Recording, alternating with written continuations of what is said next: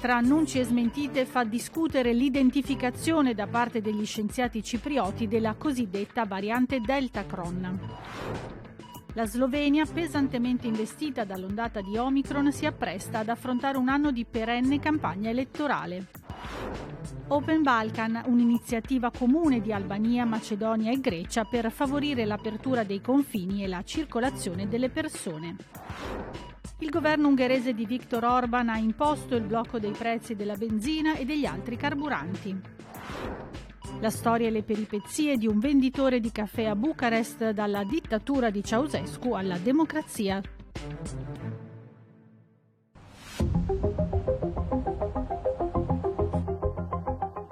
Si scrive Deltacron, si legge nuova possibile variante Covid, un mix di Delta e Omicron. La scoperta arriva da Cipro, da uno dei massimi esperti mondiali di biotecnologia e virologia molecolare, il professor Leondios Kostrikis.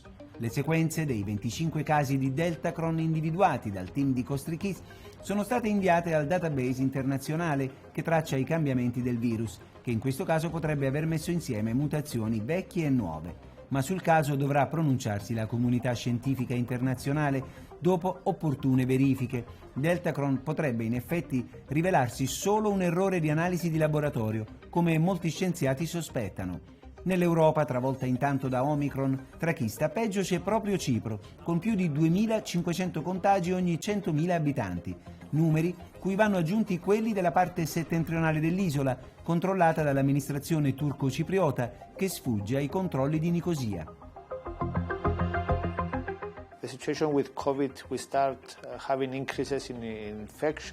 La situazione sta iniziando a diventare preoccupante sia per il numero di infezioni che per quanto riguarda i ricoveri ospedalieri. La campagna vaccinale nelle ultime settimane ha registrato un notevole incremento dopo le recenti decisioni del Consiglio dei Ministri. Abbiamo più dell'86% che hanno ultimato la prima dose e più del 30% che ha già fatto la terza dose. 30% of the people they have the third dose. Puntuale è arrivata la stretta del governo, massimo 200 persone negli spazi pubblici, chiuse sale da ballo e discoteche, controlli rafforzati nelle scuole, tamponi obbligatori 2 volte a settimana per gli studenti, misure che si aggiungono alle restrizioni agli arrivi internazionali. Siamo uno dei primi paesi europei ad aver imposto i test molecolari negli aeroporti e nei porti. In caso di riscontro positivo, facciamo analizzare gli esami nei nostri laboratori per capire se si tratti di Omicron o di altre varianti.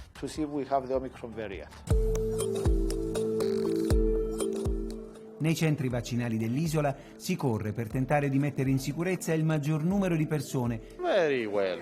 Tutto ok, questa era la terza dose, dice questo ragazzo. Un altro ci confessa di essere ancora alla prima dose, ma solo perché, spiega, aveva già contratto il virus. With COVID before, now it's time for the first dose.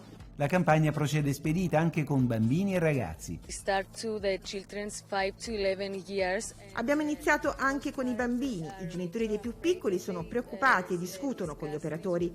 Dai 12 anni in su è diverso, sono proprio i genitori che vogliono che i figli si vaccinino, soprattutto per proteggere i nonni. Restringere il campo dei cittadini non vaccinati è tra gli obiettivi del governo. Fino a 2 mesi fa avevamo una grossa percentuale di persone non vaccinate, pari a oltre il 50%. Ora però le cose sono nettamente migliorate e la percentuale di cittadini che rifiutano il vaccino si aggira intorno al 13%. Ma prima o poi anche loro capiranno che il Covid è un problema per la salute di tutti.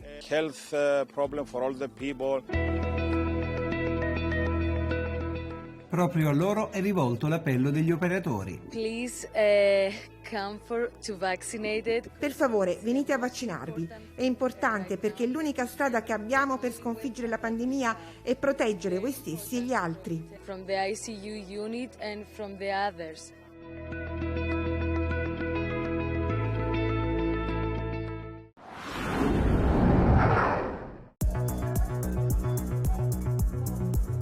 La Slovenia regge male l'ondata di contagi provocata da Omicron. I dati sono impietosi. Il tasso di vaccinati con 2 dosi sul totale della popolazione è al 57%. In Italia siamo al 75%, un dato che si specchia nel numero di morti per milione di abitanti. Questo indicatore è di 1/3 peggiore di quello che registriamo in Italia. La pandemia naturalmente condiziona la politica e incattivisce il confronto tra i partiti. Lubiana, con il nuovo anno, ha passato il testimone del semestre di presidenza europea a Parigi. Per il governo conservatore di Janez Janša, la presidenza europea doveva essere una vetrina prestigiosa. Le ambizioni erano tante, i risultati modesti. Ad aprile gli sloveni saranno chiamati alle urne per eleggere il nuovo Parlamento. Il politologo Larry Geiser sottolinea l'inclinazione alla radicalità della politica slovena. La Slovenia ha finito un semestre di presidenza senza lode e senza infamia, lo ha gestito dal punto di vista amministrativo senza grandissimi risultati internazionali. Si è dimostrata scalza nei Balcani, dove voleva portare a casa qualche risultato aggiuntivo. Dal punto di vista interno tutto ciò non influisce. La Slovenia si sta preparando a un anno di elezioni locali, elezioni della Presidenza della Repubblica, elezioni del Parlamento, e quindi inizia quel clima di scontro tipico sloveno tra destra e sinistra. Lo storico Luka Gabrielčić-Lisiak indica nell'estrema divisione uno dei fattori che stanno bloccando lo sviluppo democratico della Slovenia.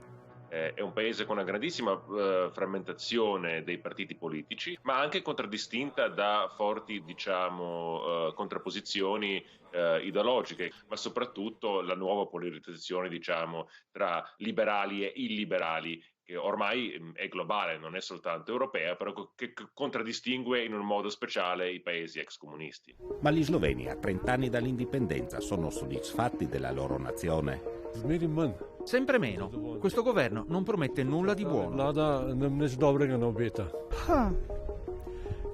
Sono soddisfatta di questo governo. Sono preoccupata per quello che fanno i partiti di sinistra. Sono vergognosi.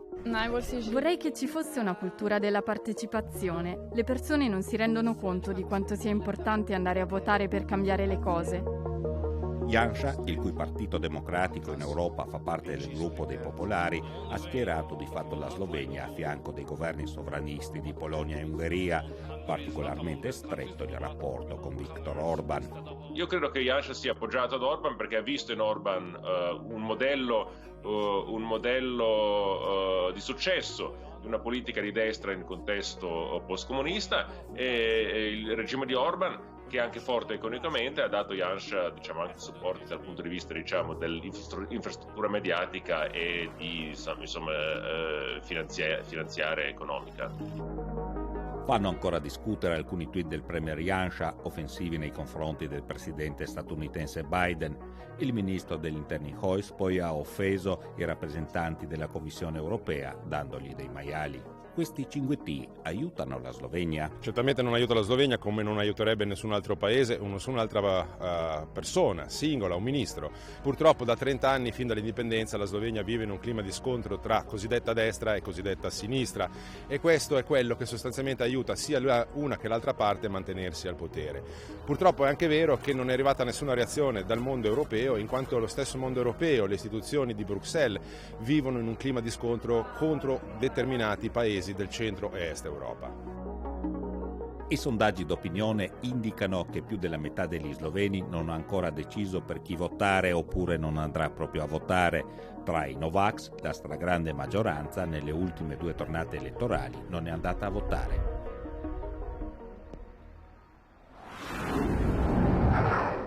Dal 1 gennaio 2022 è Open Balkan in realtà. Tra Albania, Serbia e Macedonia del Nord non ci sono più ostacoli al flusso di merci e persone. I confini si passano senza più attese e ritardi.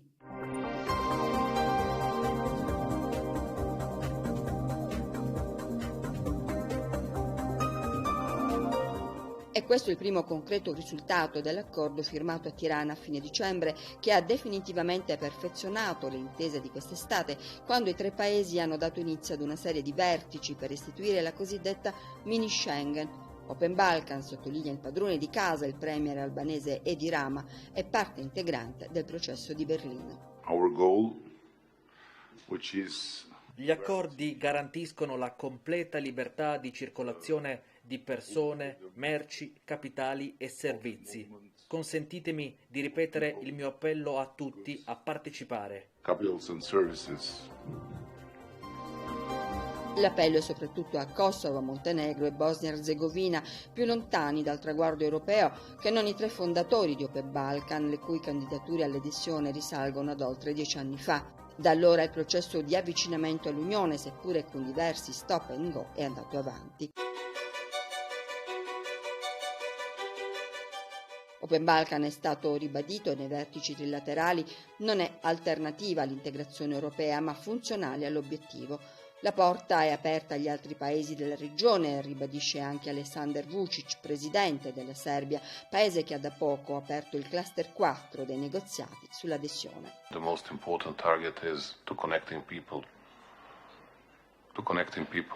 L'obiettivo è mettere in contatto le persone tra loro, per consentire di interagire tra loro. Conosco uomini d'affari serbi che vogliono investire in Albania e nella Macedonia del Nord. L'Unione non è completa senza i Balcani occidentali, fanno parte della stessa Europa, aveva detto la Presidente della Commissione europea von der Leyen al vertice di ottobre, con i paesi candidati a far parte della bandiera blu, mentre ancora poche settimane fa il Consiglio Affari Generali dell'UE assicurava che la stagione dei negoziati sarebbe stata avviata entro fine anno. Quando l'Unione Europea non riesce ad invitarci, siamo obbligati a lanciare iniziative per europeizzare la nostra regione balcanica e assicurare una vita migliore ai nostri cittadini. È il più esplicito Zoran Zaev, premier della Macedonia del Nord. Nel summit albanese, l'ultimo prima delle dimissioni rassegnate in seguito ai risultati del voto alle amministrative, non nasconde il disappunto per il mancato avvio del negoziato di adesione all'Unione, bloccato da oltre un anno dal veto della Bulgaria, impegnata in una disputa con Skopje su questioni di identità nazionale. Lasciarsi alle spalle il travagliato passato è uno degli scopi dei Balcani aperti, sfiammare i veti incrociati e le rivendicazioni etniche che rendono la strada per Bruxelles in salita e non ultimo rimettere in moto quel processo verso l'allargamento che sembra essersi inceppato.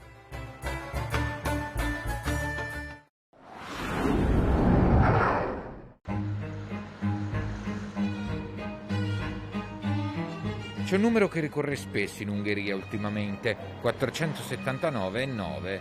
È il prezzo alla pompa più comune indicato in fiorini di un litro di gasolio o benzina. Una legge di novembre ha imposto ai distributori di rimanere sotto la soglia dei 480 fiorini al litro, in un momento nel quale le condizioni di mercato tendono a portare il prezzo sopra il livello di 500. Nella nostra valuta il tetto equivale a circa 1,30 euro. La misura ha fatto scendere di circa il 10% il valore delle azioni dell'azienda petrolifera di Stato MOL sulla base del previsto calo dei profitti, ma viene ritenuta politicamente importante dal governo in vista delle elezioni generali di primavera, tant'è che potrebbe essere estesa oltre la scadenza di febbraio, ha anticipato il primo ministro Viktor Orban. Ma c'è anche un obiettivo economico: moderare l'inflazione, tema molto dibattuto in Ungheria dal momento che nel mese di novembre il tasso annuo ha superato il 7%. A peggiorare la situazione è il deprezzamento del fiorino sull'euro e ancor di più sul dollaro, è calato rispettivamente del 5 e del 10% in 3 mesi. A pagarne le conseguenze soprattutto gli importatori, come Alessandro Fontanella, proprietario di un ristorante italiano che prepara piatti di pasta in pochi minuti nel centro di Budapest. Per noi l'inflazione è più che altro il fiorino svalutato, ecco. Qui l'inflazione si sente un po' di più anche perché anche nei supermercati banalmente una grossa parte dei beni di consumo sono importati da zone euro. Ma anche i prodotti realizzati in Ungheria hanno subito l'inflazione, spiega l'economista Zoltán Pogačar. L'incognita è se l'inflazione sia transitoria o più a lungo termine. Ci sono alcuni prodotti che sono aumentati di prezzo più di altri, come certi alimenti saliti del 25-30%.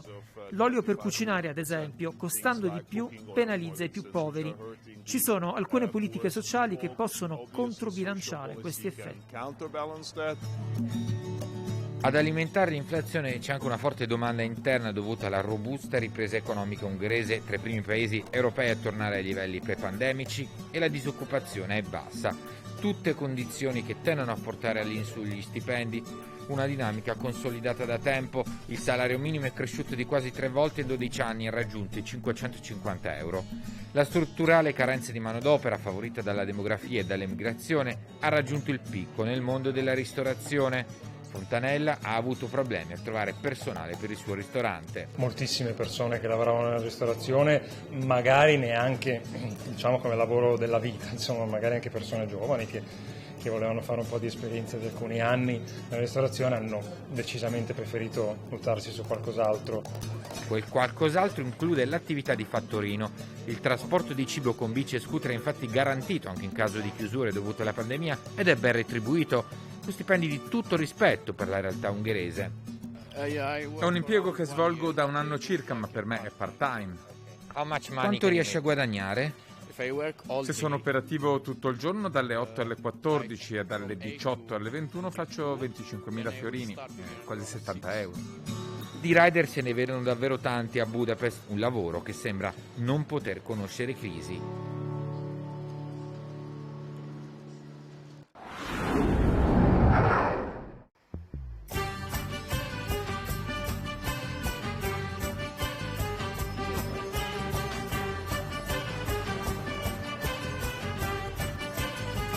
Noi bem aici. Suntem în București. Qui a Bucarest, la capitale della Romania, si beve il caffè numero 1 al mondo, il Geisha Esmeralda dal Panama. Nei magazzini di lusso a Londra viene venduto a 200 sterline al chilo. In Europa lo trovi solo a Londra e nella mia bottega. Vendo i migliori caffè del mondo e di conseguenza della Romania. In una piccola bottega nel centro di Bucarest, il signor Gheorghe Florescu vende le varietà del caffè più pregiate al mondo. Una bottega con oltre 70 anni di storia che il signor Gheorghe ha rilevato negli anni 70 da un commerciante di caffè armeno. Tata arrestat politic. Quando hanno arrestato mio padre, che era un agente di sicurezza, ho cominciato a imparare il mestiere aiutando commercianti ebrei, armeni e greci. A 8 anni e mezzo ero già davanti ad una tostatrice e assaggiavo chicco per chicco. Ho cominciato a bere il caffè con gli armeni che mi raccomandavano di metterci lo zucchero, ma a me piaceva così, amaro, e non ci metto nemmeno il latte, che serve per coprire un caffè di pessima qualità. Gheorghe Florescu non si stanca mai di raccontare storie e aneddoti del passato. Nel 2008 li ha raccolti in un libro dal titolo Confessioni di un venditore del caffè, diventato un bestseller in Romania. In un solo anno ha venduto 20.000 copie anche all'estero, dove la diaspora romena era incuriosita dai racconti della vita quotidiana in Romania sotto il regime di Ceaușescu. În timpul regimului comunist nu era comerț particular. Durante il comunismo l'attività privata non era permessa. Io ho rilevato una bottega dal più famoso venditore di caffè della Romania, che aveva una certa autonomia perché qui si beveva il miglior caffè del paese, al quale non volevano rinunciare i membri del Partito Comunista, i militari, la Securitate, ma anche artisti, scrittori e medici. Qui si tostava il caffè per gli uomini dell'elite. Nel 1985 però il regime comunista costrinse il signor Florescu a chiudere.